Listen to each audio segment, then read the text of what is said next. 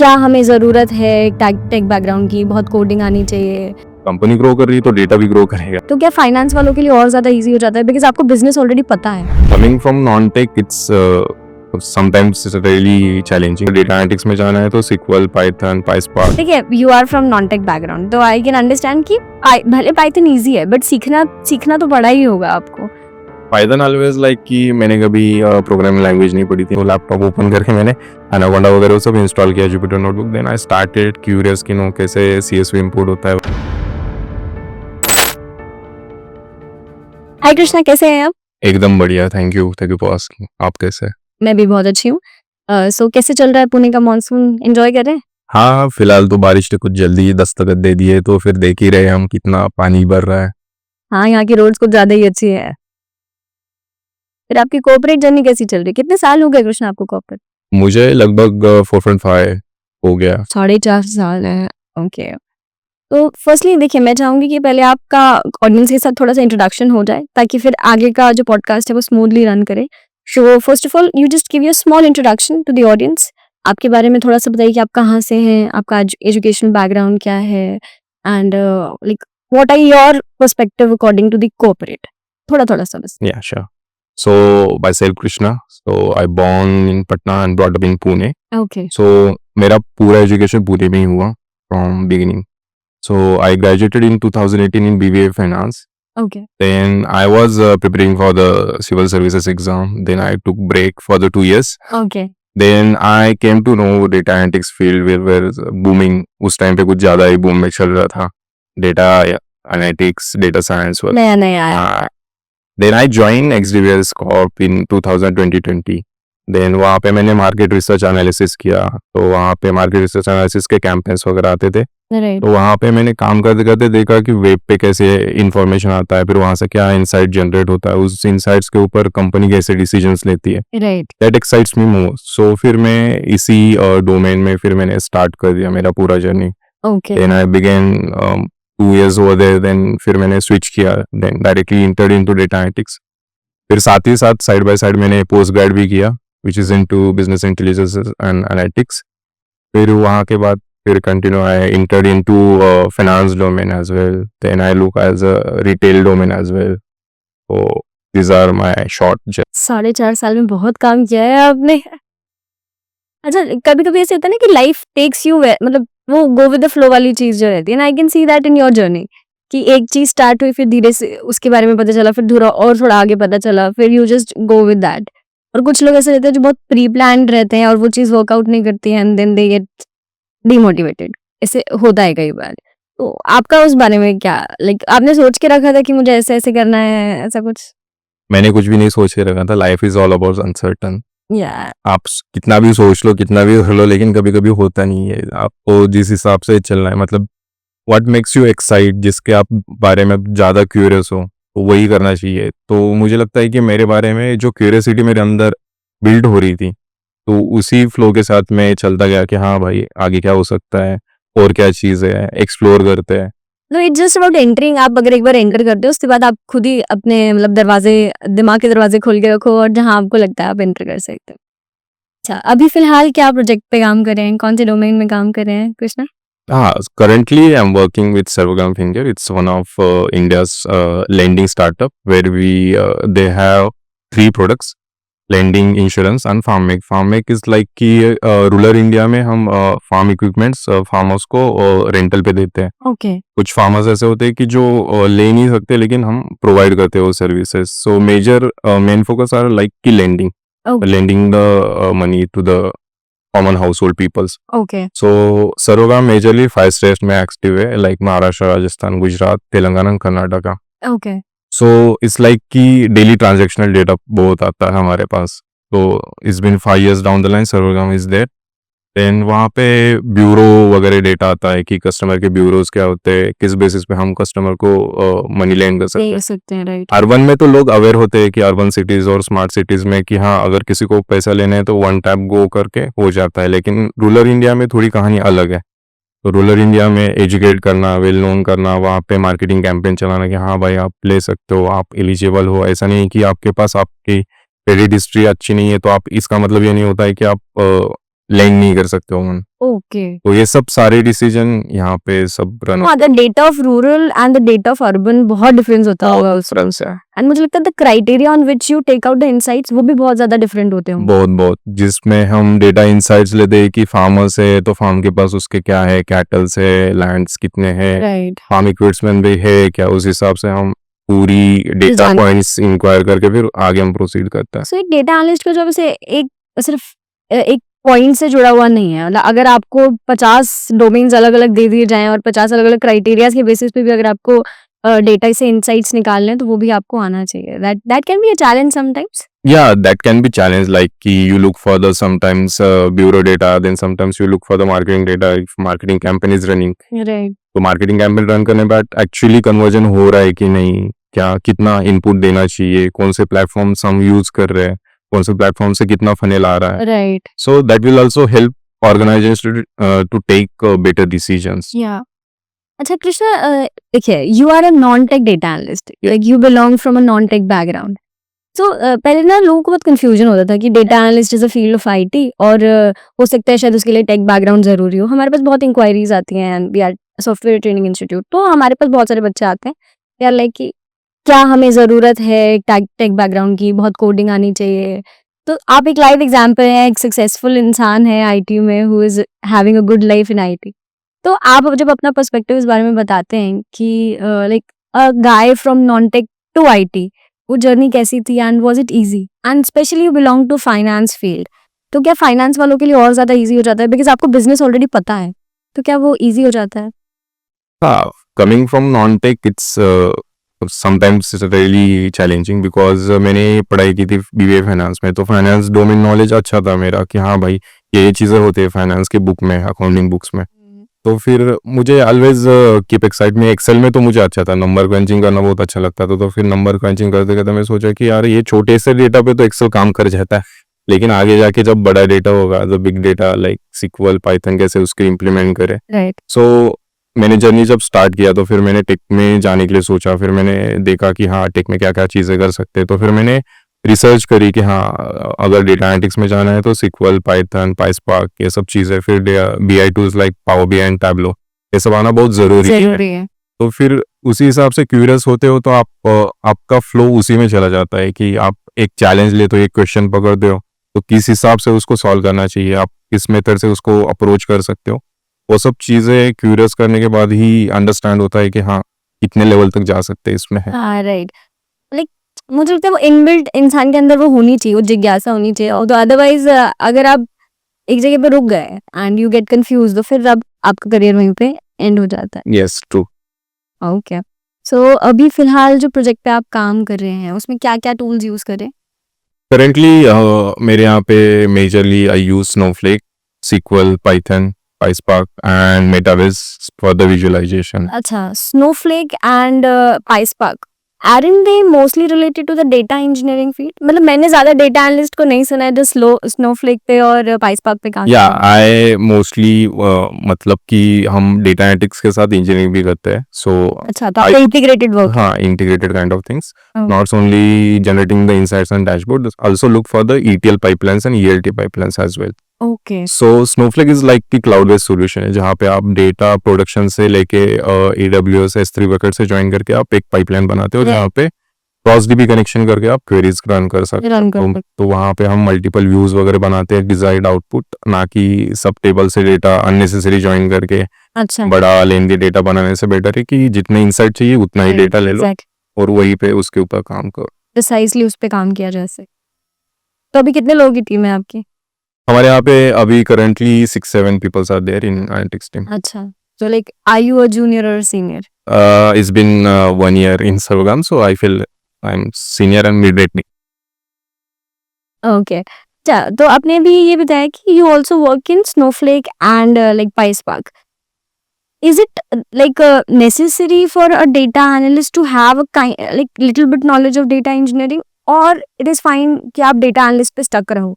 नहीं, I can say कि अगर आप छोटे डेटा पे काम कर रहे हो तो SQL and Python is good to go, but जब जहाँ पे बिग डेटा पिक्चर में आता है then you need to know Snowflake, PySpark, जहाँ पे आप प्रोसेस फास्ट कर सके। अच्छा, Okay. SQL एंड पाइथन में क्या होता है, लिमिटेशन भी होती है, लेकिन वो छोटे से डेटा पे इजीली वर्क हो जाता है. लेकिन you always need to know कि हाँ, कंपनी ग्रो कर रही है तो डेटा भी ग्रो करेगा. Right then always you need to know कि हाँ, कौन सी नई टेक्नोलॉजीज है, कहाँ पे इम्प्लीमेंट कर सकते हैं कि नहीं हमारे current company. Right other than that आपको खुद के पर्सनल ग्रोथ के लिए भी कल को अगर कोई ऐसा प्रोजेक्ट आता है तो you just don't back out कि बाबा नहीं मुझसे नहीं आता तो हम पहले से सीख कर रोको. That can be a plus point. या पावर बीआई के बारे में थोड़ा बात करते हैं कि power BI tableau power BI अभी तो फिलहाल ये दोनों ही नाम मुझे डेटा विजुअलाइजेशन के लिए सुनाई देते हैं.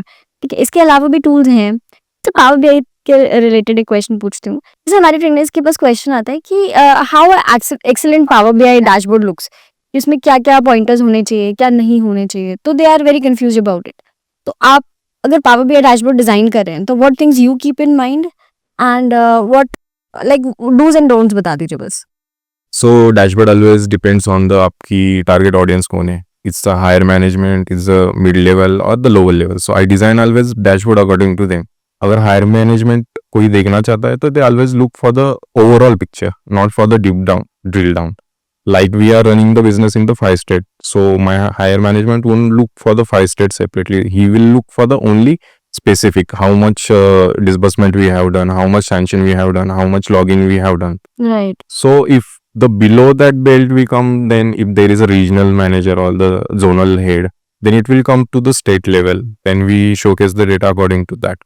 So I always prepare the KPI put in the dashboard, like cards वहाँ पे आप रख दो कि ट्रेंड कैसे जा रहा है, yesterday कितना था, आज कितना है, then previous week कितना चल रहा था, आज के यहाँ पे क्या ट्रेंड हो रहा है. numbers but- कंपैरेटिव वाला. Comparative always give the better vision कि हाँ, लास्ट 7 days में मेरा क्या चल रहा है, लास्ट मंथ में क्या चल रहा है, comparing to right now situation. Right. So उसके अकॉर्डिंग तो आप ड्रिल डाउन फीचर्स भी दे दो जहाँ पे फिल्टर्स सब रहे, जो अकॉर्डिंगली वर्क करे. अगर मेरा कोई ग्राउंड लेवल पर्सन है, अगर उसे अंडरस्टैंड करना है कि मेरे इस जोन में या फिर इस रीजन में, इस स्पेसिफिक स्टेट में क्यों मेरा बिजनेस नहीं हो रहा, राइट. तो वो हाईलाइट करना. जैसे कि आप एक्सेल में देखते हो फॉर्मेटिंग होता है, colour format. Right. Right. So better than always numbering देखने से बेटर है कि आई कैची होना चाहिए, कि डायरेक्टली देखे तो विजुअल्स, हाँ भाई ये रेड क्यों है, हाँ. ग्रीन क्यों है, इतना हाईलाइटेड ग्रीन क्यों है, या फिर रेड क्यों है ज्यादा. अच्छा. तो इस हिसाब से आपको पता चलता है. And I always prefer pie charts, KPI and bar charts and trend line as well. Okay. Like you are saying कि color palette भी important, yes, and the comparative analysis which you said. इसके अलावा एक pie chart वाली चीज आपने बताई. And top up that row level security is always preferable, क्योंकि ये नहीं हो कि मेरा डैशबोर्ड में सब स्टेट्स है और मेरे महाराष्ट्र स्टेट का जोनल हेड राजस्थान का भी नंबर देख सकता है कि उसके स्टेट में क्या चल रहा है. तो फिर इट्स लाइक कि वो रो लेवल एक्सेस भी देना बहुत जरूरी होता है. ओके. अच्छा, ये चीज आपने अच्छा मेंशन की because people are not aware of these things. क्या होता है जब हम ट्रेनिंग देते हैं तो we give them a limited amount of training because हम ट्रेन तो उनको कर रहे हैं बट रियल टाइम में क्या हो रहा है ये उनको नहीं पता. जैसे अभी आपने ये चीज बताई, ये आपने कहीं पढ़ी नहीं होगी, ये आपको एक्सपीरियंस से पता चली है ना. तो वो एक that is the basic purpose of this podcasting, you know, कि लोगों को पता चले कि एक्चुअल आईटी लाइफ में क्या होता है. अच्छा, अभी पाइथन पे बात करते हैं. देखिए, you are from non tech background, तो आई कैन अंडरस्टैंड कि भले पाइथन इजी है बट सीखना तो पड़ा ही होगा आपको. तो what was that journey learning coding and all? Python always like कि मैंने कभी प्रोग्रामिंग लैंग्वेज नहीं पढ़ी थी. मेरे सब friends BCA and tech background से थे, तो ऑलवेज बोलते थे कि पाइथन अच्छी लैंग्वेज है, इजी ग्रैप कर सकता है तू. या राइट. तो इंग्लिश लैंग्वेज है, ज़्यादा कुछ नहीं होता उसमें, ऑलरेडी इन बिल्ट लाइब्रेरीज वगैरह होते हैं. मैं बोला ठीक है चलो देखते हैं. तो फिर मैं गया घर पे, तो लैपटॉप ओपन करके मैंने एनाकोंडा वगैरह वो सब इंस्टॉल किया, Jupyter notebook. Then I started curious कि नो कैसे सीएसवी इंपोर्ट होता है वगैरह वगैरह. जो नॉर्मल चीज़ें आप एक्सेल में करते हो वही चीज़ें आप सिक्वल में करते हो, वही चीज़ें आपको सेम चीज़ें आपको पाइथन में Python कैसे में. कर. राइट. तो सिर्फ स्ट्रक्चर अलग होता है, लैंग्वेज अलग है, बाकी सब सेम ही होता है. तो बाकी was that journey easy and like flowy? हाँ, टाइम लगता है, आपको हैंड्स ऑन होना बहुत ज़रूरी है, प्रैक्टिस रहना बहुत ज़रूरी है. अगर प्रैक्टिस नहीं करोगे आप 7 दिन के लिए भी इस इनिशियल फेज में अगर कोड नहीं करोगे, तो इट्स फील लाइक कि इसका स्ट्रक्चर क्या था, भूल जाते हैं. हाँ भूल जाता है. तो वो आने में टाइम. हाँ. कितना टाइम लगा आपको पाइथन पे एकदम हैंड्स ऑन होने के लिए कि अब तो कोई कुछ भी बोल दे? वैसे स्पेसिफिकली डेडिकेटली अगर आप कंसिस्टेंटली हो, then 30 and 45 days is good to go to get. 1 महीना इज सफिशिएंट? हाँ, अगर कंसिस्टेंट हो तो अच्छा, डेली 2 आवर्स एटलीस्ट। ओके। हाँ।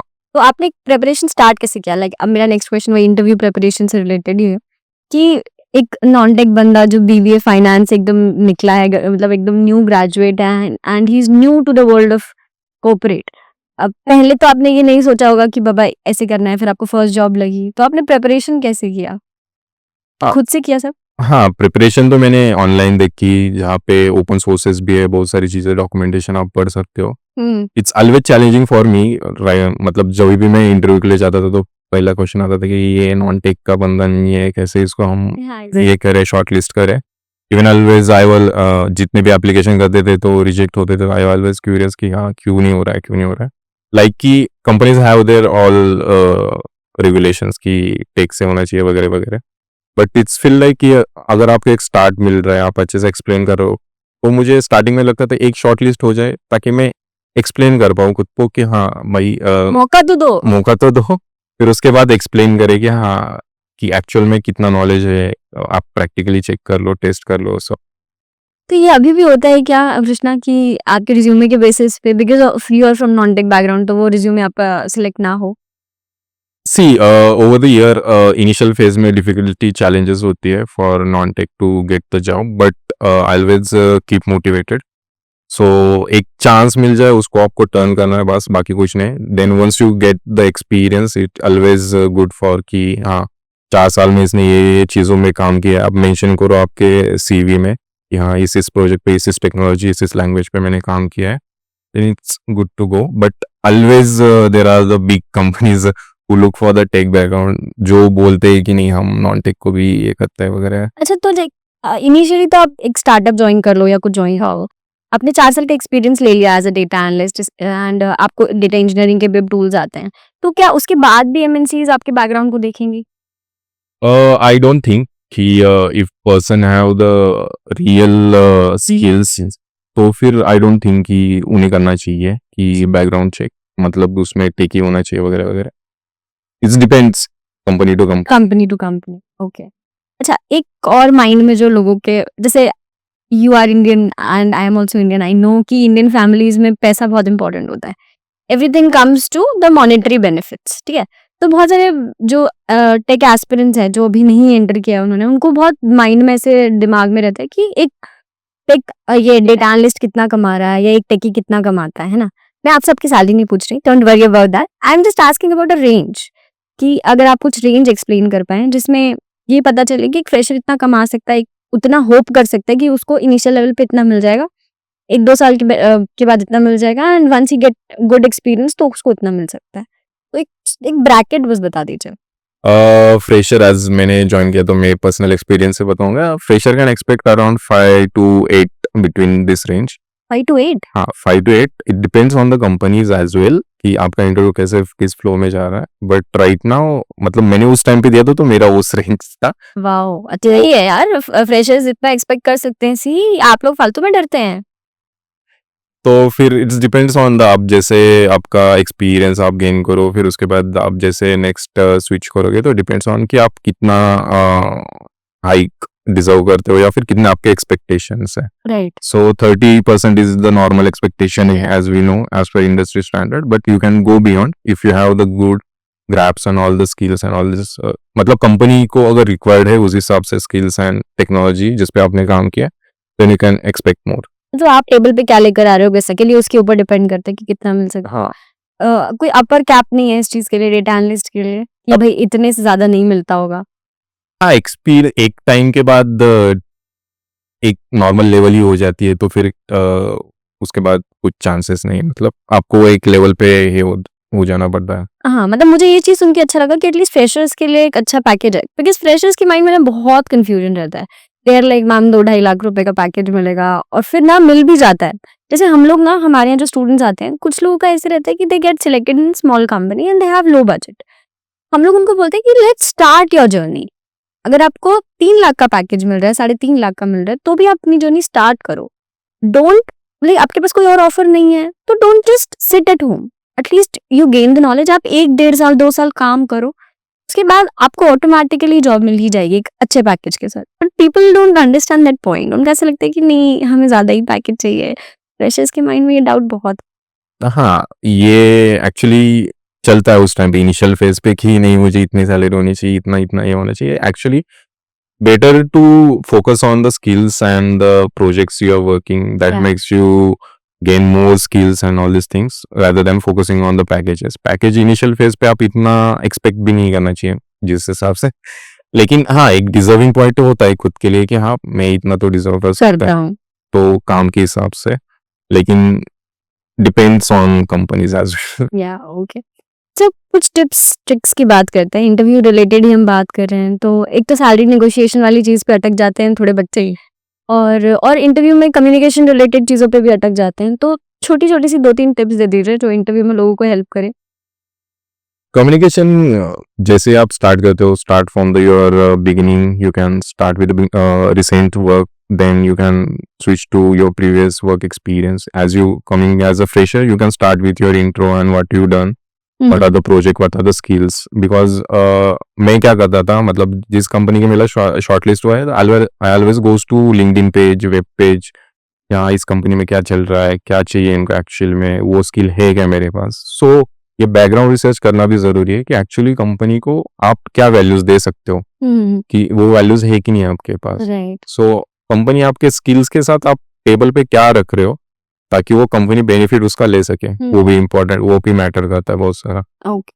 फिर it's come to salary negotiation, it's always like कि in initial phase you should B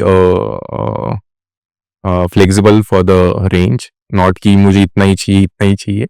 it's depends on कि आपका कैसा जा रहा है, कंपनी की लेवल क्या है, किस सिचुएशन में, it's depend on that.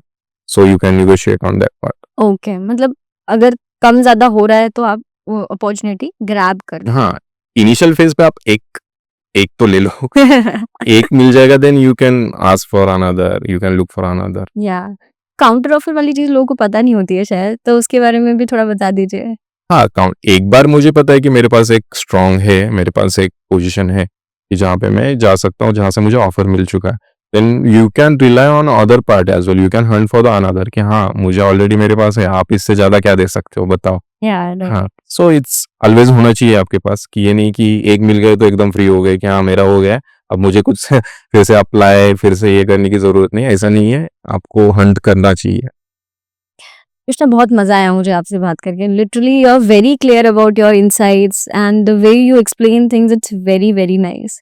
Eight last I really would appreciate आपके कुछ एक वैसे तो आपने ऑलरेडी बहुत सारी टिप्स एंड ट्रिक्स दे दिए हैं, एक छोटा सा मैसेज अपनी तरफ से जो एक एस्पिरेंट्स हैं जो आपको देख रहे हैं and they will be the next one who come and sit at your place, तो उनके लिए एक छोटा सा मैसेज। वैसे यही रहेगा कि क्यूरियोसिटी अंदर की बुझने मत दो, always keep looking for the new technology, new technologies आती रहती है मार्केट में। अगर आप अपडेट रहेंगे, अपडेटेड, तो वही बेटर रहेगा। अगर अपडेटेड नहीं रहेगा तो फिर मार्केट वाइप आउट हो जाओगे।